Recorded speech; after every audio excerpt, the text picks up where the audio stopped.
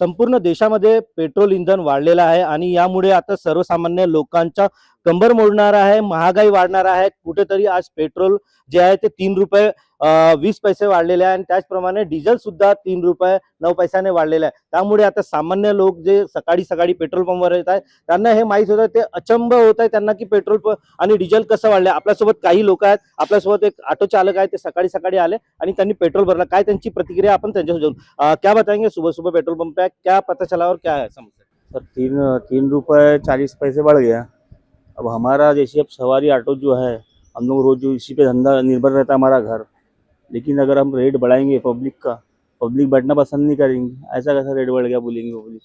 अब हमारा जो है रोज कारण घर पालन इसी से चलता है। ऑटो चालक सुबह निकलो, सुबह से वही जो भी 200-400-500 रुपये आते हैं उसी से घर परिवार चलता है हमारा।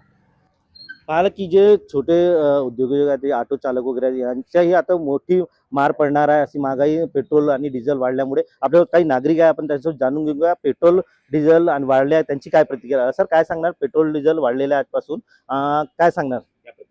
पेट्रोल डीजल जो बढ़ा है वो बराबर नहीं है। इससे यानी जो रोज के जो नियमित जो ग्राहक हैं उनके लिए थोड़ी तकलीफ वगैरह हो सकती है। और अच्छी बात है, जैसे ऑटो वगैरह वगैरह है तो पर ऑटो में बैठने वाले जो लोग हैं वो भी बैठना पसंद नहीं करेंगे। इसीलिए ये पेट्रोल बढ़ना अच्छी बात नहीं है। पेट्रोल का और डीजल का रेट कम होना चाहिए, ऐसा हमारी बात है। कोणतीही पूर्व सूचना न देता पेट्रोल आणि डिझेल वाढलेले आहे, हे महागाई वाढणार आहे हे शक्यता आहे पूर्ण। आणि सर काय सांगणार, पेट्रोल भरायला आले सकाळी सकाळी, आपल्याला माहित होतं की पेट्रोल डिझेल वाढणार आहे, ज्याप्रमाणे सोनं चांदीचे रेट वाढले आता पेट्रोलचे वाढले, काय सांगणार? नाही, काल मला असं वाटलं की आता 105 रुपये काही पैशांनी पेट्रोल आहे।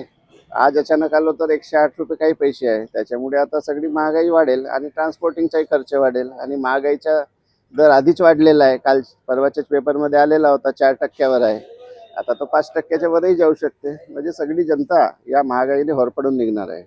काय वाटते प्रशासनाने काय याच्यावर उपाययोजना केली? ज्याप्रमाणे म्हणतात इलेक्ट्रिक वाहन घ्यावं, इलेक्ट्रिक वाहन चालवावं, मोदीजीनं म्हटलेलं आहे की वाहन इंधन कमी करावं, काय म्हणतात? इलेक्ट्रिक वाहन घेताना आपण विचार करतो ना, ते तेवढे ड्युरेबल नाहीत जसे पेट्रोल डिझेलचे वाहन ड्युरेबल आहेत।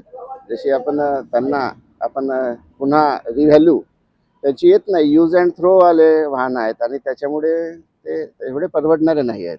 जसे पेट्रोल वाहनं परवडतात, डिझेल वाहनं परवडतात, तेवढे ते परवडण्यालायक नाही आहेत आणि महागाई आणखी वाढणारच आहे। त्याच्यातही ते समजा बॅटरी गेलीच तर त्याच्यापेक्षा जास्त खर्च आहे। म्हणजे जेणेकरून हे पूर्ण एकंदरीत विचार केला तर हेच वाहने आपल्याला ड्युरेबल आहेत। पाहिलं की कुठेतरी आजपासून जे पेट्रोल आणि डिझेल वाढले कुठेतरी, त्यामुळे आता हे महागाई वाढणार हे मात्र आता निश्चित झालेलं आहे। रवी सपाटे, न्यूज 18 मराठी, गोंदिया।